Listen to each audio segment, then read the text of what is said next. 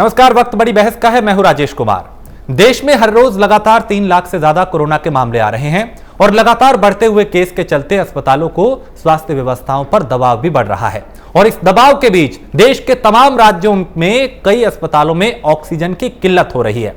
दूसरी तरफ कई राज्य अपनी अपनी राजनीतिक चालें भी चल रहे हैं, लेकिन असल में जमीन पर हालात क्या है, अस्पतालों की क्या डिमांड है, ऑक्सीजन की किल्लत क्यों आई और इस किल्लत से निकलने का रास्ता क्या है, यानी कैसे इससे बाहर निकला जाए, समाधान क्या है, यह एक बड़ा सवाल है। ऐसे तमाम तरह के सवाल हैं जिनको जानने के लिए देश के बड़े डॉक्टर्स का पैनल आज हमारे साथ जुड़ेगा और अगले 1 घंटे अस्पतालों की वर्तमान जरूरत को समझने की कोशिश हम करेंगे। साथ ही ऑक्सीजन की कमी को लेकर डॉक्टर्स की सरकार से क्या नाम के जानने के लिए हमारे यानी क्या वो सलाह देंगे, क्या सुझाव देंगे, इसको भी हम समझेंगे। एक वरिष्ठ पैनल हमारे साथ होगा आपसे कुछ देर में, उनसे हम समझेंगे कि ये जो हालात आज हम सबके सामने बने हैं इससे कैसे निकला जाएगा, क्यों ये किल्लत हुई और अब इससे बचने का क्या उपाय सरकारों के पास है और क्या सुझाव डॉक्टर की तरफ से यहां पे दिए जा रहे हैं। एक वरिष्ठ पैनल होगा हमारे साथ जिसमें हम समझेंगे कि आखिर ये नौबत क्यों आई और इससे कैसे निकला जा सकता है, क्योंकि देश के ज्यादातर राज्य ऐसे हैं जो कोरोना से बेहद प्रभावित हो रहे हैं।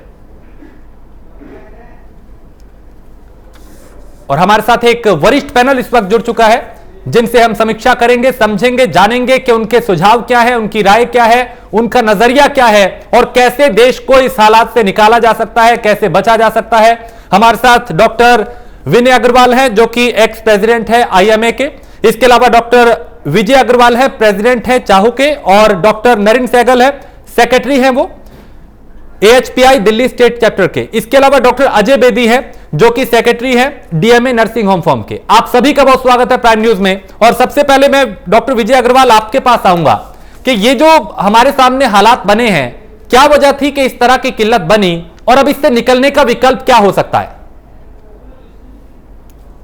सबसे पहले तो हम प्राइम न्यूज के सब लोगों को, देखने वालों को हमारा नमस्कार और आपको धन्यवाद कि हमारी आवाज जो है, हमारे जो सुझाव हैं वो आप लोगों तक पहुंचा रहे हैं।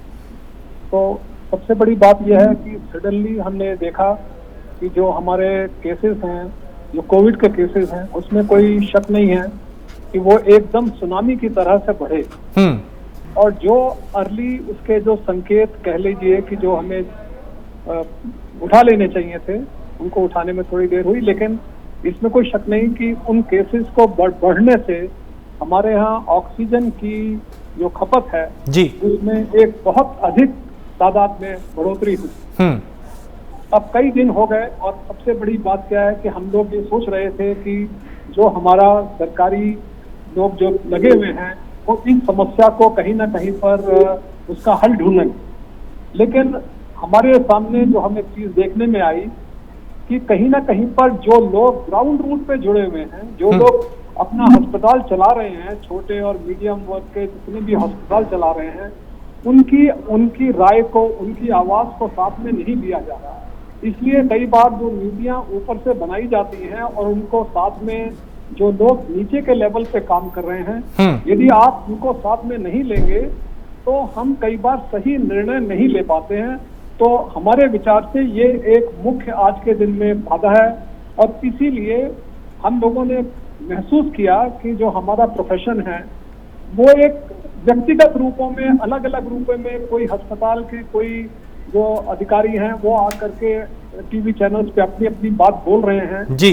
तो हम लोगों ने एक ये चेष्टा की कि ये इस समय पर 4-5 जितनी भी संस्थाएं हैं, जो लोग सारे अस्पतालों का प्रतिनिधित्व करते हैं, हम उन लोगों को साथ में लाएं, उन सबसे आपस में चर्चा करके एक मत में होकर के हम सरकार को, लोगों को ये बता पाएं कि भैया हमारी समस्या क्या है, आप इसमें हम कहाँ पर हम थोड़ा सा चाहते हैं कि आप अपनी जो आपके आदेश हैं उनमें क्या बदलाव आप लाएं ताकि हम लोगों को राहत मिले, मरीजों को राहत मिले। इस समय पर ऑक्सीजन की जो समस्या हो रही है उसको सुलझाने के लिए हमारे पास जो दिल्ली नर्सिंग होम फोरम के और जो हमारे association of health care providers of India के जो प्रतिनिधित्व हैं, और IMA के जो एक्स प्रेसिडेंट डॉक्टर विनय अग्रवाल हैं जी। और ये लोग अपना छोटा मीडियम साइज ऑफ 50 से 100 बेड तक के हॉस्पिटल ये खुद चला रहे हैं दिल्ली में। तो इनसे बेहतर, क्योंकि ये प्रतिनिधित्व भी कर रहे हैं और ये अपना अपना हॉस्पिटल चला रहे हैं जी, तो हम चाहेंगे कि आप मेरे ख्याल है आप इनसे एक बार पूछेंगे जैसे भी हम क्या सुझाव हैं हमारे। पर मेरा जो सबसे बड़ा कहना है कि हमारे को जो एक हमारा कहिए कि पूरा जो मेडिकल फ्रेटर्निटी है, जो हाँ। हमारा मेडिकल फ्रेटर्निटी की आवाज को सुनने का एक माध्यम सरकार को बनना चाहिए। ठीक। और सिर्फ ऊपर के लेवल पे ही अपने निर्णय ना लें, हम लोगों को साथ में लें तो हमारा पूरा ये विश्वास है कि हम लोग जल्दी ही इस समस्या को सुलझा पाएंगे। ठीक। हमारे साथ डॉक्टर विनय अग्रवाल भी हैं। विनय जी, क्या ये जो हालात इस वक्त देश के सामने हैं, हम सबके सामने हैं, क्या आप लोग इससे अवेयर थे कि ऐसा हो सकता है और क्या इससे निपटने की तैयारी पहले की गई थी? देखिए, जहां तक अवेयरनेस का सवाल है, मैं कहूंगा डेफिनेटली अवेयर थे। और पहली वेव के बाद हमारे जितने साइंटिफिक एक्सपर्ट्स हैं, मेडिकल ICMR वगैरह के लोगों ने भी वार्निंग दी थी कि केसेस सेकंड वेव भी इंडिया में आनी है। और अगर हम इसको भी छोड़े तो आप देखिए यूरोप, अमेरिका, ब्राजील, इन सब कंट्रीज में देखें तो सेकंड वेव भी आई और ज्यादा खतरनाक रूप में आई। वो भी हमारे पास एक एग्जाम्पल था। लेकिन अनफॉर्चुनेटली जो तैयारियां हमको फर्स्ट और सेकंड वेव के बीच में करनी थी, उस तैयारियों में कहीं ना कहीं कमी रह गई। ये जानते हुए कि केसेस आएंगे, खतरनाक होंगे, ज्यादा होंगे, इस सब के बावजूद भी हम तैयारी नहीं कर पाए, जो कि इस आज के मेस का कारण है। आप देखिए, पिछली बार 8,400 दिल्ली में सबसे ज्यादा केसेस थे एक दिन में। आज हम लगभग 28,000 और 30,000 तक पहुंचे हैं मैक्सिमम केसेस पे। हमारे लगभग 4 टाइम्स और 3.5 टाइम्स केसेस बढ़े हैं। अब जहां तक केसेस बढ़े हैं और जो बीमारी है, ये कोरोना की बीमारी, कोविड जो है, ये टोटली ऑक्सीजन डिपेंडेंट है। एक मात्र छोटा सा एक उपाय अगर सरकार ने इस 6 महीने के भीतर उस ऑक्सीजन की कमी को पूरा करने के उपाय किए होते तो शायद हम इस मैस में नहीं आते जो आज के दिन है। दूसरी बात मुझे कहनी है, इसमें 3 तरीके के लोग इन्वॉल्व हैं। एक हमारे पॉलिटिकल लीडर्स हैं जो पॉपुलिस्ट अप्रोच पे विश्वास करते हैं। एडमिनिस्ट्रेटिव लोग हैं जिनको शायद उतना एक्सपीरियंस नहीं है जो एक्सपीरियंस होना चाहिए। मेडिकल प्रोफेशनल्स हैं और साथ में जनता है। अब अगर हम उस पॉपुलिस्ट अप्रोच के साथ उन एडमिनिस्ट्रेटिव लोगों को लेकर अगर हम कोई पॉलिसीज बनाएंगे जिसमें कि जो डॉक्टर, जो एंड यूजर हैं, उनका रोल नहीं होगा या उनसे डिस्कस नहीं किया जाएगा, तो ये इस मेस का कारण है जो आज के दिन। एक एग्जाम्पल देना चाहूंगा जी। दिल्ली सरकार ने कहा कि जितने भी 50 बेड से ऊपर के अस्पताल हैं और लगभग 113 अस्पतालों को 80% बेड जो है कोविड के लिए रखने हैं और कोविड के पेशेंट को ट्रीट करेंगे। मैं साथ में यह भी बताना चाहूंगा, मेडिकल प्रोफेशनल का ये ध्येय है और हमारा ये एम है कि हम कंधे से कंधा मिलाकर किसी भी महामारी के, इसके लिए पढ़ाया जाता है हमको, किसी भी महामारी में सरकार के साथ कंधे से कंधा मिलाकर जूझे। आप देखिए 800 डॉक्टरों ने अपनी प्राण आहुति दी पिछली बार। 150 के करीब, 200 के करीब डॉक्टर इस एपिसोड में भी अपनी जान की बाजी लगा चुके हैं, अपने मृत हो गए इस पूरी अवस्था के कारण। पर इसके बावजूद भी हम लोग लगे हुए हैं। लेकिन सरकार की नीति देखिए आप, एक तरफ आपने जो 8,000 बेड क्रिएट किए छोटे नर्सिंग होम्स में, उसकी तरफ ध्यान नहीं दे रहे हैं आप। आपने ऑक्सीजन की आपूर्ति जो करनी थी, आपने पहले गवर्नमेंट हॉस्पिटल में की, मुझे कोई परेशानी नहीं। कॉर्पोरेट हॉस्पिटल के प्रेशर में उनपे की, मुझे उसमें भी परेशानी नहीं। लेकिन साइमल्टेनियसली आपने क्या सोचा कि आपने ये करना शुरू किया कि आपने 8,000 बेड्स का और प्रोविजन रखा, चाहे वो बैंक्वेट हॉल्स में है, चाहे वो कॉमनवेल्थ गेट्स विलेज में है या रामलीला मैदान में है, जहां आप ऑक्सीजन प्रोवाइड कर रहे हैं। एक तरफ आप 8,000 बेड्स को क्रिएट कर रहे हैं ऑक्सीजन के साथ, और एक तरफ जो 8,000 बेड्स और 10,000 बेड जो छोटे नर्सिंग होम्स में हैं, उनको आप गैग कर रहे हैं, उनको घुटन कर रहे हैं, उनको ऑक्सीजन नहीं प्रोवाइड कर रहे हैं ना। ये पॉलिसी जो है मुझे समझ नहीं आई। मुझे ऐसा लगा कि कहीं ना कहीं इस सेक्टर को टोटली इग्नोर किया सरकार ने। जहां पे आपके पास मीन्स थे, आपके पास स्टाफ था, आप 30-30, 35-35 साल से लोकल एरिया में नेबरहुड हॉस्पिटल के रूप में काम कर रहे हैं, आपकी पहचान थी। उन अस्पतालों में आपने ऑक्सीजन ना प्रोवाइड करके आज भी 12 दिन हो गए, हमारे डॉक्टर्स डॉक्टरी कम ऑक्सीजन लेने के लिए भाग रहे हैं, एक जगह से दूसरी जगह सिलेंडर फिल कराने में लगे हैं। तो ये छोटा सा चीज था, अगर सरकार इस तरफ ध्यान देती तो मुझे लगता है ये मैच नहीं होता। और मैं कहना चाहूंगा आपके माध्यम से कि मेडिकल प्रोफेशनल्स जान की बाजी लगाकर इस महामारी में जनता को बचाने के लिए, मोर्टेलिटी को कम करने के लिए हर उपाय करने को तैयार है। बिल्कुल, और वो हमें दिखाई भी दे रहे हैं डॉक्टर साहब। दिन रात जो डॉक्टर्स हैं वो वाकई इस वक्त सैल्यूट के हकदार हैं। जिस तरीके से वो एक सेवा भाव से काम कर रहे हैं वो वाकई काबिल तारीफ है। इंसानियत के लिए वो एक बेहतरीन काम है। डॉक्टर नरेंद्र सहगल, मैं आपसे समझना चाहूंगा कि दिल्ली चूंकि सबसे ज्यादा प्रभावित हो रही है, क्या वजह रही कि देश का जो दिल है वो इस महामारी से निपट नहीं पाया, और अभी कैसे इससे निकला जाएगा इस हालात से? आपसे मैं एक एग्जाम्पल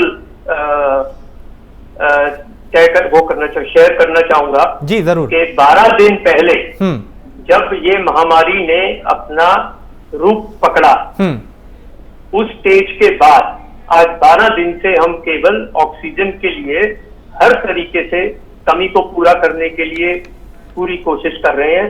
लेकिन कुछ सिस्टम ऐसा बन गया जिसकी वजह से आज हम मरीजों पे ध्यान कम और ऑक्सीजन के अरेंजमेंट में पूरी टीम हमारी ये ध्यान लगा रही है। अगर इसका हम कारण जानना चाहें तो मैं एक छोटी सी बात कहना चाहूंगा कि पहली वेव भी तो आई थी, तब भी हमने इससे जूझा था, लेकिन तब ऑक्सीजन की हमें कोई परेशानी नहीं आई।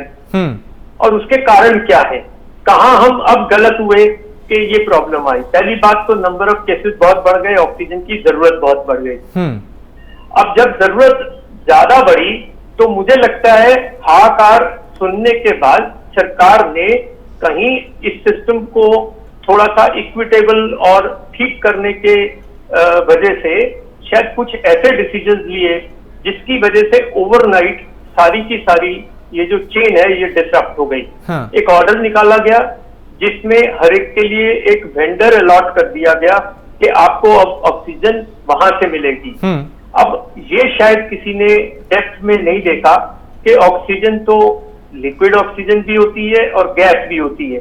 जैसे हमारे नर्सिंग होम के लिए जो नाम हमें दिया गया, हम लिक्विड ऑक्सीजन यूज करते हैं, उसके टैंक यूज करते हैं, और हमारे को वो सेंटर दे दिए गए जो लिक्विड ऑक्सीजन बनाते ही नहीं है, उनके पास रखते ही नहीं है। तो अचानक हमें तो समझ में नहीं आई और हमने पुराने वेंडर से कहा तो उसने कहा कोर्ट का ऑर्डर है, हम तो नहीं दे सकते आपको। तो इस तरह की बहुत सी समस्या आई।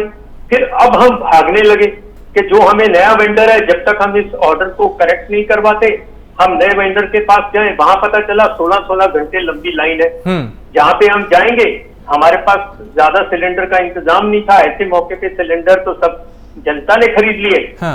और हम जाके 20 घंटे की लाइन में लगने के बाद 10-10 करके सिलेंडर हमें मिलते, जो शायद 1-1.5-2 घंटे की ऑक्सीजन है हमारी रिक्वायरमेंट के हिसाब से।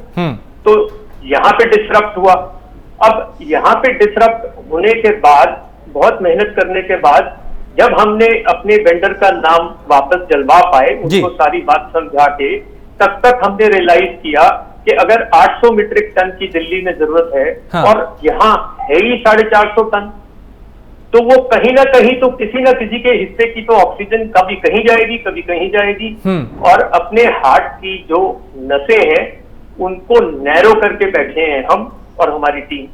भाग रहे हैं, कोशिश कर रहे हैं सब कुछ, लेकिन नतीजा शायद बहुत से अस्पतालों में नुकसान हुआ, बहुत से अस्पतालों ने एडमिशन रोक ली। तो अगर ऐसी स्थिति आएगी तो जान कैसे बचाएंगे? और उसके साथ अब आप एक छोटी सी चीज देखिए, मेरे पास ऑक्सीजन नहीं है, मेरे पड़ोसी के पास है जी। मेरे पास ऑक्सीजन नहीं है, एनजीओ के पास है। मेरे पास ऑक्सीजन नहीं है लेकिन गुरुद्वारे में ऑक्सीजन है। ये डिस्ट्रीब्यूशन कैसा हो रहा है? ये कहीं ना कहीं प्लानर्स ने कुछ चीजों पे ध्यान नहीं दिया। अस्पताल जहां पे मरीज है, जहां ऑक्सीजन की जरूरत है, वहां तो ऑक्सीजन है नहीं, वो मारा फिर रहा है। स्पेशली छोटे अस्पताल, वो ऑक्सीजन नहीं पा रहा है और इस बहुत प्रेशर में। बिल्कुल, और यही वजह है कि कई अस्पताल जो हैं वो भी इससे जूझ रहे हैं। कई डॉक्टर्स जो हैं वो अपने मरीज को तड़पता हुआ देख के खुद तड़पते हुए हमें दिखाई दिए, कई भावुक भी हुए, और वाकई तस्वीरें जो थी वो विचलित करने वाली थी। डॉक्टर अजय बेदी, अब इस किस तरीके से सिचुएशन से निकला जाए और क्या प्लानिंग में कमी रही है जो ऐसे हालात बने? तो डॉक्टर सहगल ने बताया ही है कि जो इन्होंने सप्लायर के नाम जो चेंज करे, इसमें बहुत सी प्रॉब्लम पैदा हो गई। नहीं, दूसरा जो इंडिविजुअल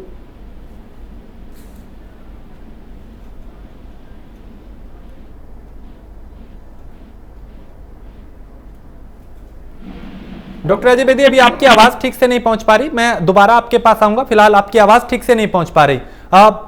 हम डॉक्टर विजय अग्रवाल का रुख करेंगे। डॉक्टर साहब, आपका चूंकि एक अलायंस भी है, आपने बताया कि वो भी हम लोगों ने मिलकर आपने बताया कि हम काम कर रहे हैं, उसकी क्या प्राथमिकताएं हैं, क्या काम है, किस तरीके के सुझाव सरकार को दिए जा रहे हैं और कैसे ये जो पेंडेमिक है, ये महामारी है, इससे अब उभरा जाएगा? चूंकि सब जूझ रहे हैं, हालात हम सबके सामने हैं, अब इससे बचने का क्या उपाय है, क्या विकल्प है?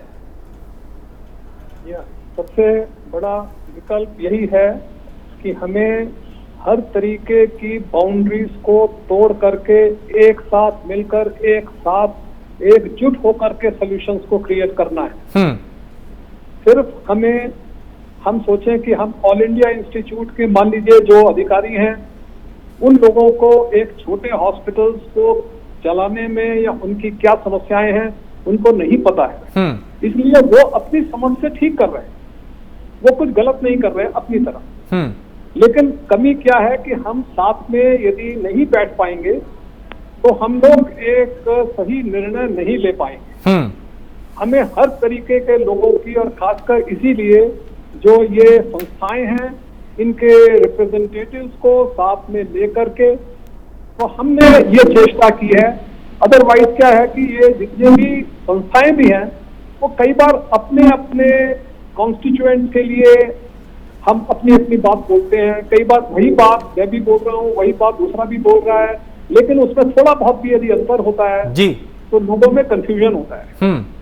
तो हम लोग ये चाह रहे हैं कि ये लोग अपना एक एक्सपर्ट कमेटी ये लोग भी बिठाएं, जो सरकार की एक्सपर्ट कमेटीज हैं वो हमें मान्यता दें और हमारे साथ मिल करके बैठ करके यदि हम करेंगे तो आज के दिन में कमी होने का कारण, फॉर एग्जांपल आज हमारे जो डायग्नोस्टिक टेस्ट भी हैं, जो किट्स हैं, उनकी बहुत कमी हो रही है।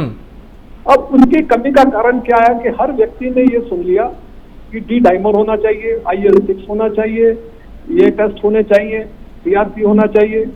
तो जैसे ही कोई RT-PCR पॉजिटिव हुआ उसको ही साथ में हर व्यक्ति, कई बार अपने आप और कई बार डॉक्टर, यदि उनको पूरी जानकारी नहीं है तो वो सब इस प्रकार के टेस्ट लिखना हम शुरू कर रहे हैं।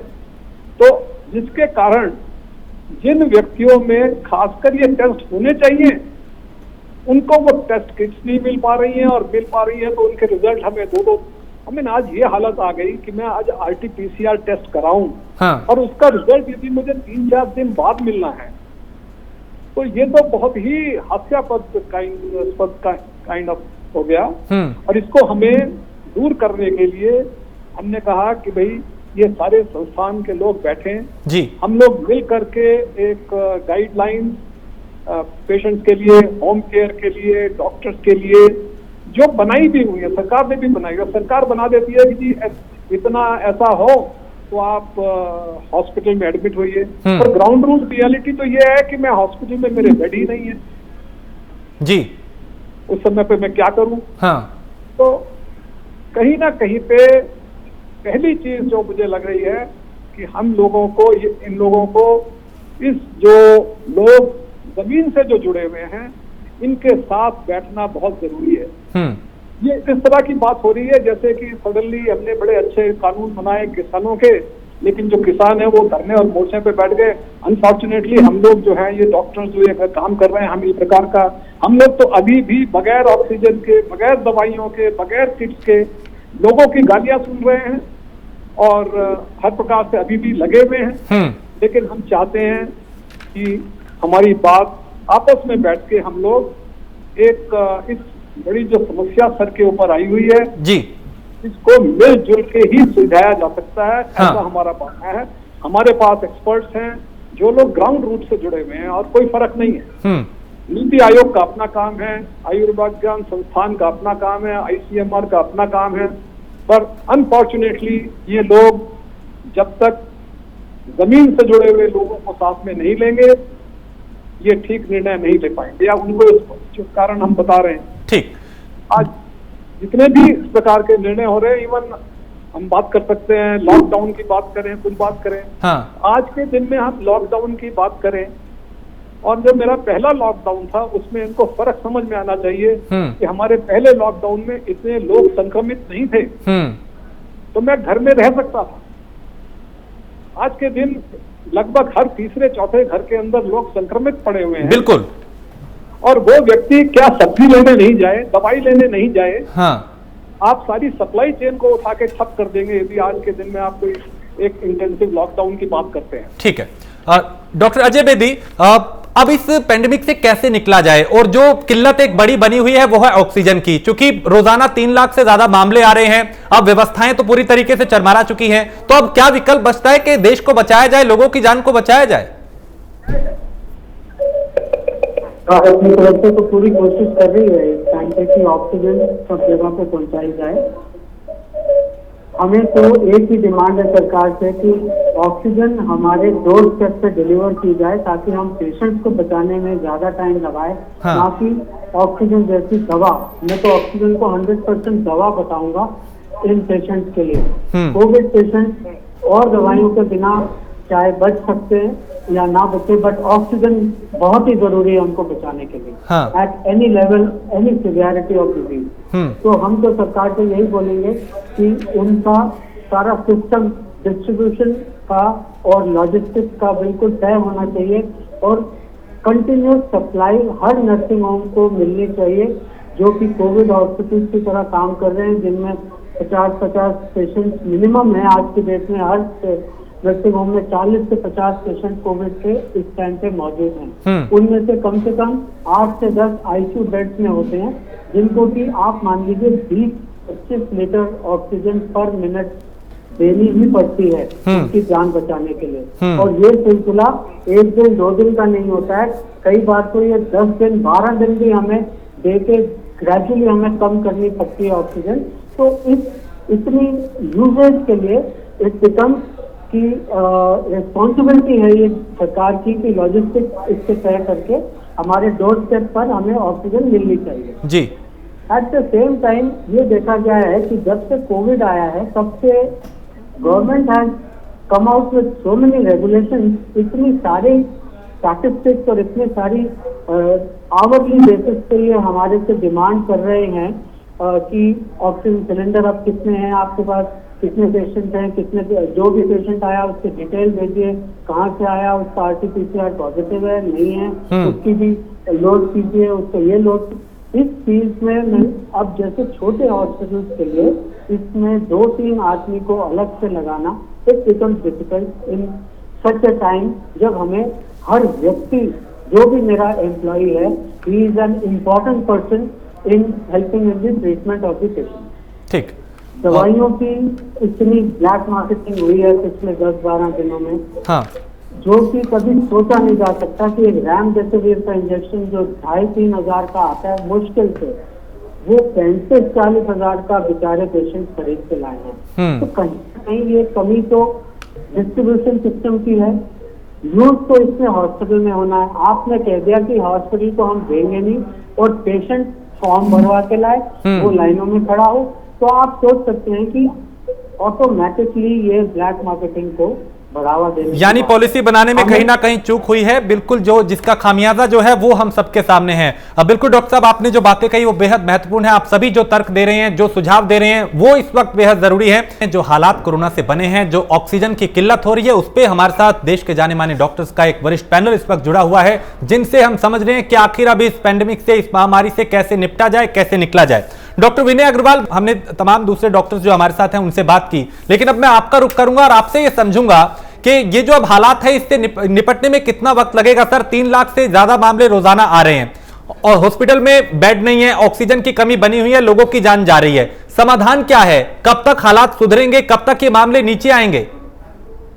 देखिए, मैं इसको इस तरीके से एक्सप्लेन करना चाहूंगा कि अगर हम वेव 1 देखें और वेव 2 देखें, हाँ। वेव 1 में जब हमें इस बीमारी की नॉलेज नहीं थी, लेकिन हमने उसको फिर भी इफेक्टिवली कंट्रोल किया। आज जब वेव 2 में आने से पहले हमको इस बीमारी के बारे में काफी कुछ पता था, नॉलेज थी, लेकिन एक तरीके से सिस्टम फेल्योर रहा।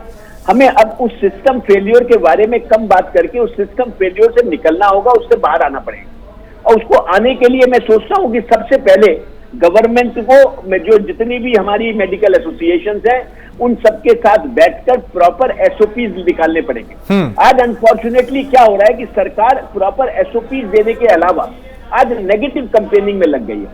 सरकार ये बताने में ज्यादा लगी है कि इसकी जरूरत है या इसकी जरूरत नहीं है, या इससे कितना नुकसान है या इससे कितना फायदा है। मैं ये कहना चाहूंगा, ये ना बता के, क्योंकि इससे ज्यादा कंफ्यूजन होते हैं पब्लिक के माइंड में कि सीटी स्कैन जरूरी है या नहीं जरूरी है, रेमडेसिविर कब जरूरी है या कब नहीं जरूरी है। इसके अलावा अगर सरकार ऐसे एसओपीज निकाले जिससे पता लगे कि स्टेज 1 में कैसे हैंडल करना है, स्टेज 2 में कैसे हैंडल करना है, स्टेज 3 में कैसे हैंडल करना है, किस प्रकार के केसेस आइसोलेशन जगह पे जाएंगे, किस प्रकार के केसेस नर्सिंग होम में जाएंगे, सेकेंडरी केयर इंस्टीट्यूशन में जाएंगे, किस प्रकार के केसेस को टर्शरी केयर चाहिए और किस प्रकार के केसेस को सुपर स्पेशलिटी केयर चाहिए। इस तरीके का हमारा प्लानिंग होना चाहिए। जब तक हम इस प्लानिंग में नहीं चलेंगे तब तक इस सिस्टम को हम नहीं सुधार सकते। मैं कहूंगा कि मैं अपने जो पॉलिटिकल ब्रांचेस हैं उनसे भी कहना चाहूंगा, fight it out as an example. आप सामने आके लड़ें, आप उसको पॉपुलिस्ट अप्रोच ना बनाए, पॉलिटिकल इशू ना बनाए। ऑक्सीजन की किल्लत में बॉर्डर पे अगर सिलेंडर्स रोके जा रहे हैं ये कह के कि दिल्ली को नहीं भेजेंगे या हरियाणा और यूपी से नहीं आएंगे, ये तो पॉलिटिकल इशू है। पॉलिटिकल इशू में आप लोगों की जान से खिलवाड़ कर रहे हैं, लोगों को मरने दे रहे हैं। दूसरी बात, अगर आप ऐसे लोग वहां बैठ रहे हैं जिनको कोई इस चीज का एक्सपीरियंस नहीं है, उन्होंने ऑक्सीजन की कमी को जब पूरा करने की बात की तो उन्हें लगा कि एलएनजेपी में 2 घंटे की ऑक्सीजन है या राजीव गांधी में 2 घंटे की ऑक्सीजन है, वहां जल्दी पहुंचाई जाए। लेकिन वो भूल गए कि आपने 750 नर्सिंग होम, जिसमें 113 प्रॉपरली कोविड हॉस्पिटल से छोटे नर्सिंग होम, उनके बारे में आप ध्यान ही नहीं दे रहे और जो बेचारे एक सिलेंडर ले लेके भाग रहे हैं। तो मुझे लगता है कि जो नोडल ऑफिसर्स बनाए गए हैं वो नोडल ऑफिसर इस समस्या को जटिल ना करते हुए इसको आसान करें, हमारे साथ बैठें, हमसे ये नहीं पूछे कि व्हीकल का नंबर क्या था जो ऑक्सीजन लेके आया, सिलेंडर क्या था, कहां से आया, आपने कहां से खरीदा या आपका किराए पे था। इन बातों को ना करके ये जाने कि अगर मुझे कितने सिलेंडर की जरूरत है तो मुझे ये विश्वास दिलाएं कि डॉक्टर साहब आप मरीज देखो, हमारी टीम जो हमारा जो रैपिड रिस्पांस टीम है या हमारा जो कंट्रोल रूम है वो आपकी रिक्वायरमेंट के हिसाब से ये ऑक्सीजन सिलेंडर आपके पास पहुंचाएगा। या मैं डीलर्स को हम फोर्स करेंगे कि वो डीलर्स ब्लैक मार्केटिंग ना करके उन सिलेंडर्स को हर सेंटर तक पहुंचाएं। ये मेरा काम है, एडमिनिस्ट्रेशन का काम है। और हमारा एज ए डॉक्टर ये काम है कि हम जितनी भी कठिन परिस्थितियों में, स्टाफ कम है, स्टाफ संक्रमित हो रहा है कोविड से, कुछ डॉक्टर्स मर भी गए बेचारे, अपनी मौत के उसमें मुंह में चले गए, कुछ स्टाफ अभी भी जूझ रहा है अस्पतालों में अपने इंटेंसिव उसमें, उसके बावजूद भी कम स्टाफ होते हुए भी ये नर्सिंग होम पूरी तरीके से जान लगाकर उसमें पूरा सहयोग देने को तैयार है। आज भी मैं गर्व से कह सकता हूं अपने उन पॉलिसी मेकर्स को, विश्वास में लीजिए, आप हमें विश्वास में लेंगे, हम आपके साथ कंधे से कंधा मिलाकर काम करना चाहते हैं। हमें प्रॉफिट नहीं चाहिए, हमें इस बीमारी से जूझना है, लेकिन आपका काम हमें फैसिलिटीज देना है, हमारा काम बीमारी से लड़ना है और हमें यह देखना है कि एक भी नागरिक अगर ऑक्सीजन की कमी से मौत के मुंह से बचाया जा सके तो उससे बड़ी क्या बात। और आपको यह भी समझना होगा कि कोरोना में सिंपल जो एक चीज बहुत जरूरी है, हर एडमिटेड पेशेंट को ऑक्सीजन की जरूरत है। कितनी क्वांटिटी में जरूरत है ये डिफरेंट हो सकता है कि 2 लीटर पर मिनट चाहिए या 20 लीटर पर मिनट चाहिए, depending on the severity. But अगर बेसिक चीज की कमी को भी आज 12 दिन के बाद दिल्ली की सरकार सारा का सारा एडमिनिस्ट्रेटिव तंत्र और आज दैनिक ऑफिसर्स और आईएएस ऑफिसर्स मिलकर अगर ये प्रोवाइड नहीं कर पा रहे कि आनंद विहार में जो सेंटर है उसको आनंद विहार में ही गैस मिलनी चाहिए या शाहदरा से मिलनी चाहिए, ना कि उसे बवाना से मिलनी चाहिए, ना कि उसे मायापुरी से मिलनी चाहिए। आज हमको आनंद विहार के सेंटर्स को बवाना जाना पड़ता है या मायापुरी जाना पड़ता है, मायापुरी के सेंटर्स को शाहदरा आना पड़ता है। ये तो ये बताता है कि आपकी प्लानिंग में कितनी कमजोरी है। तीसरी बात मैं कहना चाहूंगा, हमको कहीं ना कहीं ये भी सोचना पड़ेगा और इसमें मेडिकल प्रोफेशन का भी सहयोग रहेगा कि जो टर्शियरी केयर हॉस्पिटल्स हैं या सुपर स्पेशलिटी हॉस्पिटल्स हैं, हाँ। उनमें अगर माइल्ड टू मॉडरेट टाइप के केसेस हैं, हमारी ये कोशिश होनी चाहिए वो माइल्ड टू मॉडरेट केसेस जो हैं वो डाइवर्ट हो मॉडरेट सेंटर्स में या हमारे जो सेकेंडरी केयर हॉस्पिटल्स है उनमें, और सेकेंडरी केयर हॉस्पिटल्स में जो सीरियस पेशेंट्स हैं जिनको वेंटिलेटरी केयर की जरूरत है या इंटेंसिव केयर की जरूरत है वो वहां जाए। ये भी एक प्लानिंग का पार्ट होना चाहिए। तीसरी बात मैं जरूर कहूंगा कि जितनी भी मेडिसिन की अवेलेबिलिटी है आप कंट्रोल कीजिए। हमें ब्लैक मार्केटिंग को कंट्रोल करना है, चेक करना है, अलाउ नहीं करना उसको, लेकिन अवेलेबिलिटी को भी इंश्योर करना है। ये नहीं इंश्योर करना कि मैं किसी पेशेंट को लिखूं और वो बेचारा 40-40 हजार में एक इंजेक्शन को लेने के लिए 20-30 किलोमीटर घूम रहा है। अगर इस चीज को हम नहीं चेक कर पा रहे हैं तो इसका मतलब हम उनकी जान से खेल रहे हैं। वो बेचारे क्या ना करें या ना करें, भाग के इंजेक्शन इकट्ठे कर रहे हैं। और ये अवेलेबिलिटी ऑफ इंजेक्शन, दवाइयां, इन सब की अवेलेबिलिटी सरकार को एक सिस्टम के द्वारा हम सबको अवेलेबल करानी चाहिए। मैं तो आपके माध्यम से अपनी इस जो हमने अपना ये अलायंस बनाया है इसके माध्यम से इनके जो कॉन्स्टिट्यूएंट्स हैं उनके माध्यम से पब्लिक को ये विश्वास दिलाना चाहता हूं कि हम आपके साथ हैं।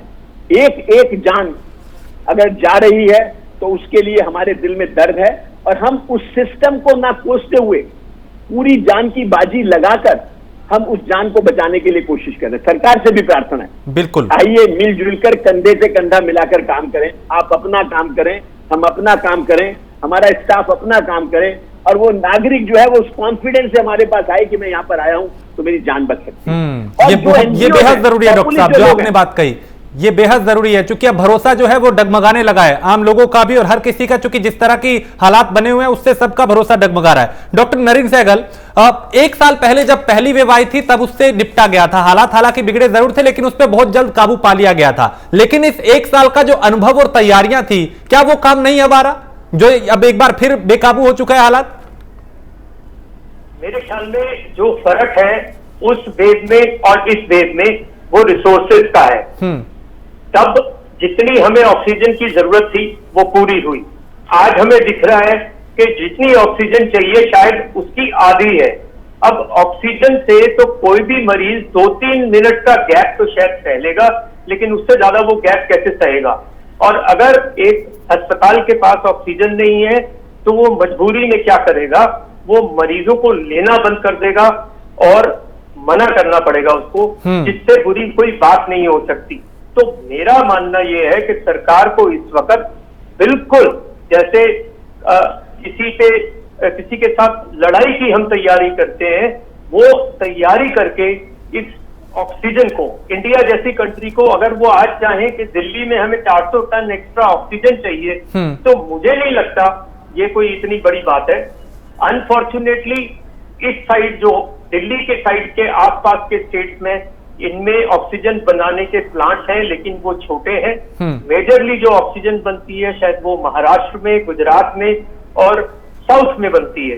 तो एक ट्रांसपोर्टेशन भी बड़ी दिक्कत की बात है। वो गाड़ियों पे टैंकर ला के वो 2 दिन में, 3 दिन में, 4 दिन में जब यहाँ पहुंचता है तो इतना टाइम तो नहीं है हमारे मरीज के पास जी। क्यों नहीं आर्मी को लगा दिया जाता?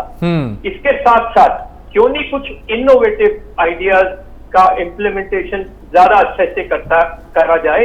आज सुबह मैंने पेपर में एक न्यूज पढ़ी कि एक प्राइवेट अस्पताल के लिए फ्रेंच एम्बेसडर ने एक ऑक्सीजन बनाने वाला प्लांट जो काफी मात्रा में ऑक्सीजन बना सकता है, जो उस अस्पताल के लिए काफी मदद होगी, वो 36 घंटे के अंदर अंदर एक्सेप्ट करने के बाद उसको अस्पताल में लाके और उसको कमीशन कर दिया। क्या हम ऐसा कुछ बिल्कुल कंट्री लेवल पे, हमारे सेंटर के लेवल पे, हमारी दिल्ली सरकार की मदद से कुछ अस्पताल हम ढूंढ के या कुछ साइट ढूंढ के, क्या ये हम इस तरह के प्लांट्स इंपोर्ट करके स्टार्ट नहीं कर सकते? क्यों हम इंतजार कर रहे हैं कि जब हाहाकार हो जाएगी, जब बहुत से लोग अपनी जान खो बैठेंगे और हम सब अपनी हिम्मत हार चुके होंगे, तब हम इस चीज के लिए जगेंगे?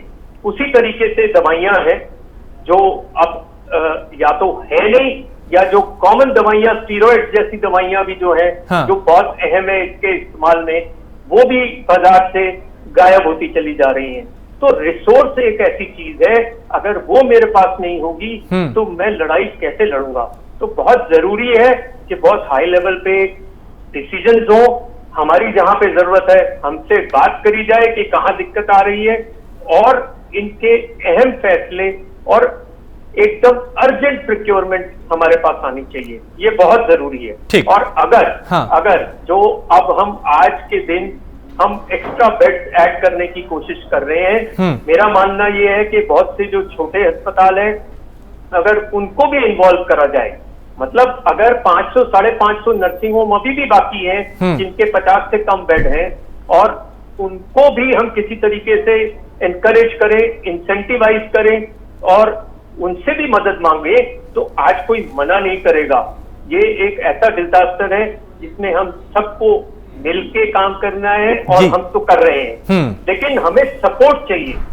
ऐसा नहीं होना चाहिए कि मेरे यहाँ पे एक टीम आके 8 घंटे बैठ जाए ये एक इन्वेस्टिगेट करने के लिए कि मेरा ऑक्सीजन मैं इस्तेमाल कर रहा हूँ, नहीं कर रहा हूँ, इधर से कर रहा हूँ, उधर से कर रहा हूँ, कितनी डेथ हुई, कितनी। मैं यहाँ जीवन की बात कर रहा हूँ और उधर डेथ की बात हो रही है। ये कुछ चीजें ऐसी हैं जो हमसे राय लेके, और जो भी प्रोसीजर हैं वो जरूर होने चाहिए, लेकिन हर चीज का समय होता है, हर चीज का एक मौका होता है। ठीक, उन सब चीजों को ध्यान में रखना चाहिए। बिल्कुल, बेहद जरूरी है वो। डॉक्टर विजय अग्रवाल, एक डॉक्टर के लिए मुझे लगता है सबसे दुर्भाग्यपूर्ण ये होता है कि अगर उनकी आंखों के सामने कोई मरीज बिना ऑक्सीजन के दम तोड़ दे, यानी वो लाचार हो, उसे लगे कि हाथ बंधे हुए हैं, इससे बुरा एक डॉक्टर के लिए मुझे नहीं लगता कि कुछ हो सकता है। ऐसी भी कई जगह से तस्वीरें आ रही हैं। तो अब ये जो ऑक्सीजन की किल्लत बनी हुई है, ये कब तक सर ऐसे रहेगी, कैसे ये दूर होगी, अब क्या करना चाहिए, जो प्लानिंग की कमियां अब तक रही हैं उसे दुरुस्त कैसे किया जा सकता है?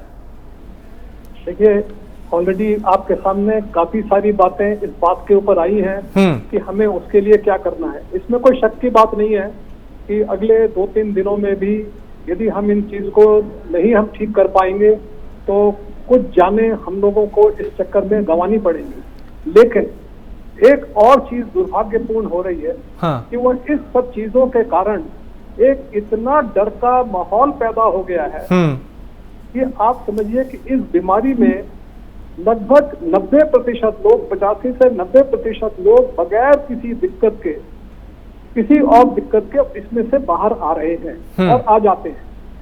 लेकिन आज के दिन जिस व्यक्ति का भी RT-PCR पॉजिटिव आ गया तो वो इतना अधिक चिंता में जा रहा है और उसी चक्कर में वो अपने पास हर तरीके की दवाइयां अपने घर में वो अलग से कंसंट्रेटर अलग से बना के रखना चाहता है कि कहीं मेरे साथ ऐसा हो गया तो मुझे अस्पताल में जगह नहीं मिल रही है। सबसे बड़ी समस्या उसके सामने ही आ रही है।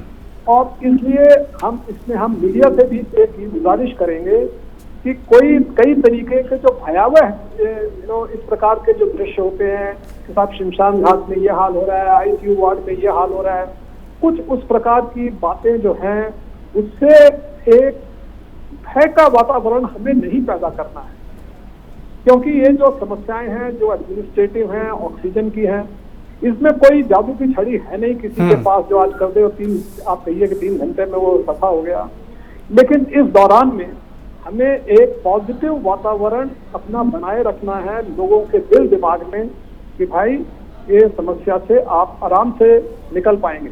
इनफैक्ट अभी निमहैंस जो एक संस्था है हमारे बेंगलोर में, एक बड़ी मानी हुई संस्था national institute of mental health जो है, वहाँ के जो वरिष्ठ सारे डॉक्टर्स अधिकारी हैं उन्होंने मीडिया के लिए एक स्पेशल ओपन लेटर लिखा है जी, शायद आपको उसकी प्रति मिली कि नहीं मिली, जिसमें उन्होंने ये उनसे गुजारिश की है हमें तथ्यों को बताना है, हमें बताना है कि हाँ हमें यहाँ दिक्कत आ रही है, लेकिन कुछ विजुअल्स हैं जो हमें नहीं दिखाने चाहिए। और इस संदर्भ में मैं और भी एक बात कहूंगा कि आज के दिन जब हम इस समस्या से गुजर रहे हैं जी, तो कई बार हमें ऐसा लगता है यार हमारा देश ही बिल्कुल ऐसा निकम्मा है क्या जो इसमें सब कुछ हो रहा है। ऐसा नहीं है, ये समस्याएं हमसे बहुत अधिक विकसित लोग भी अमेरिका, इंग्लैंड, यूरोप के हर मुल्क में हमसे भी अधिक बुरी हालत में वो लोग निकले हैं, हम लोग भी इससे बाहर निकले जी। तो मेरा ये कहना है कि हमें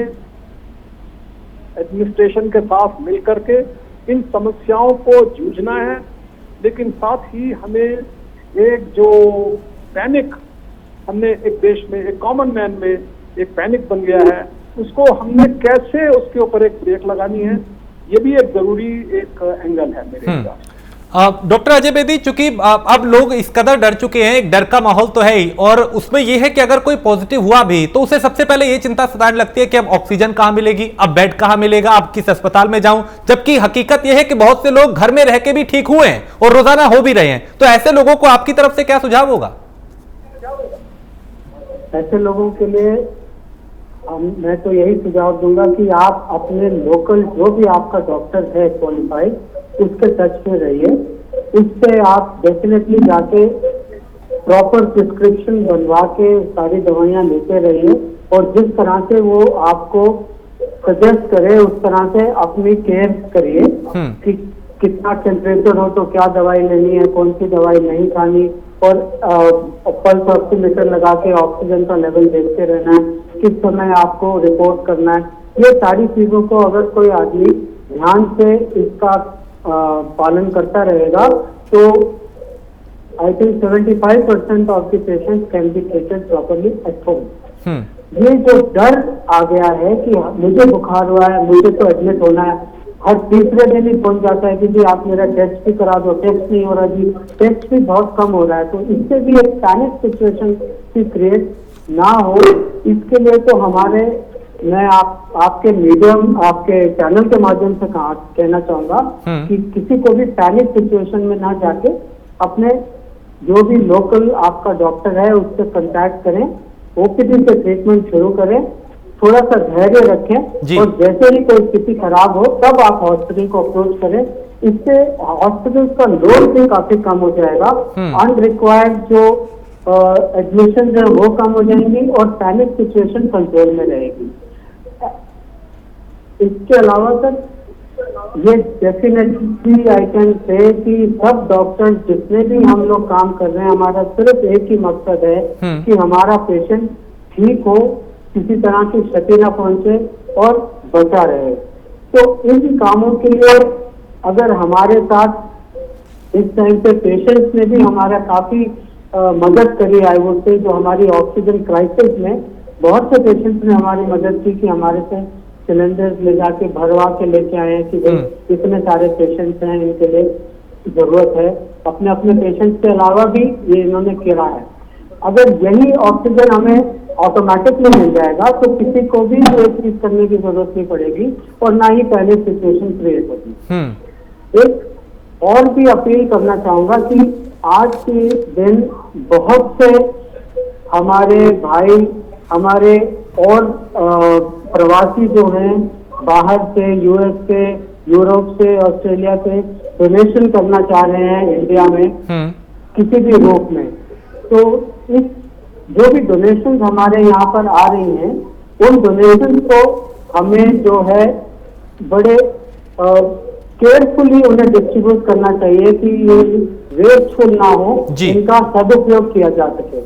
इसके लिए तो हमारी ये इस टाइम पे हमने प्लेटफॉर्म बनाया है 4-5 संस्थाओं ने मिलकर। I think we can be an advisory board कि भाई अगर ये इतने ऑक्सीजन कॉन्सेंट्रेटर्स आए हैं या इतने ऑक्सीजन सिलेंडर्स हमें डोनेशन में मिल रहे हैं या हमें और दवाएं मिल रही हैं, तो इनको कहाँ पर बांटा जाए और किस तरह से इनका प्रॉपर यूज में लाया जाए। तो ये भी चीज बहुत जरूरी है सर इस टाइम पे, क्योंकि ऐसी चीजें बहुत सुनने में आ रही हैं कि आज 100 ऑक्सीजन कॉन्सेंट्रेटर आए, आज 1000 सिलेंडर आ रहे हैं, तो इन सब का यूज कहाँ हो रहा है ये भी देखना बहुत जरूरी है। जी डॉक्टर विनय अग्रवाल, आपकी तरफ से अब क्या सुझाव होंगे, क्योंकि एडमिनिस्ट्रेशन के लोग भी आपको देख रहे हैं, आपको शासन के लोग भी देख रहे हैं, अब ऐसी पैंडेमिक से निपटने के लिए क्या सुझाव बतौर एक डॉक्टर आपके होंगे? बात कहूंगा कि जितने भी स्टेक होल्डर इस कोविड महामारी से निपटने के लिए हैं, जो भी एजेंसीज हैं, उन सबको अब मिलकर बैठना चाहिए। एक ये पहल की है, जैसे ये अलायंस हम लोगों ने बनाया है जिससे मेडिकल प्रोफेशन एकजुट हो सके, और मेरी इस अलायंस के द्वारा मेरी सरकार से भी प्रार्थना है कि सरकार भी उन सभी स्टेक होल्डर से, चाहे मेडिकल एसोसिएशन है, चाहे ऑक्सीजन सप्लायर्स हैं, चाहे ड्रग सप्लायर्स हैं, फार्मासिस्ट हैं, एजेंसीज हैं, उन सबके साथ बैठकर एक ऐसा सिस्टम बनाए जिससे कि एक चीज हम सुचारू रूप से इस बीमारी को हम डील कर सके। दूसरा मेरा ये है कि मीडिया के साथ भी मेरा एक सुझाव रहेगा कि कम से कम जो पैनिक और जो एक भय का वातावरण पैदा हो रहा है, उस भय के वातावरण को भी हटाने में आप लोगों की भी एक भूमिका है, उस भूमिका को भी आप बनाएं। पब्लिक से भी मेरा एक अनुरोध है कि ये महामारी मैंने अपने 5 डिकेड्स में 50 साल के टाइम में पहली बार देखी है, और ऐसा एक तरीके से मेडिकल प्रलय का एक रूप है, समझ लीजिए। इसमें पैनिक होने से कुछ मदद नहीं मिलेगी। समझ बूझ के अपने एक अच्छी तरीके से, अगर हम पैनिक नहीं हो रहे, हमें अपने पड़ोसी को भी पैनिक नहीं होना चाहिए, रिश्तेदारों का पैनिक भी, उनकी एंजाइटी को एलिविएट करना चाहिए। और ये बीमारी तभी हम लड़ सकेंगे जब हमारे में पूरा कॉन्फिडेंस आएगा कि नहीं, मैं इससे लड़ सकता हूं, मेरे में ये क्षमता है, मेरे साथ मेरा परिवार है, मेरे साथ मेरी एसोसिएशन है, मेरे साथ मेरी सरकार है। जब ये फीलिंग सब में आएगी और एनजीओज हैं, तभी हम इस बीमारी से लड़ पाएंगे।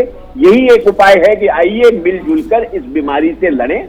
और मुझे पूरा विश्वास है कि अगर हम सब इकट्ठे होकर सिस्टम्स बनाएंगे, प्रॉपर एसओपीज बनाएंगे, अपनी अपनी जिम्मेदारी को अच्छी तरह समझेंगे, नेगेटिविटी ना लाकर पॉजिटिविटी लाएंगे, तो मुझे पूरा विश्वास है कि हम इस बीमारी को फतेह करेंगे और अच्छे तरीके से एक स्वस्थ भारत का निर्माण करेंगे। बिल्कुल। डॉक्टर नरेंद्र सहगल, आपकी तरफ से क्या सुझाव होंगे? क्योंकि आम लोग भी आपको देख रहे हैं इस वक्त, सोशल मीडिया पे भी, अलग अलग प्लेटफॉर्म पे तमाम लोग हमारे साथ जुड़े हुए हैं, शासन प्रशासन तक भी आपकी आवाज पहुंचेगी, तो जो हालात बने हुए हैं उससे निपटने के लिए कुछ महत्वपूर्ण सुझाव आपकी तरफ से?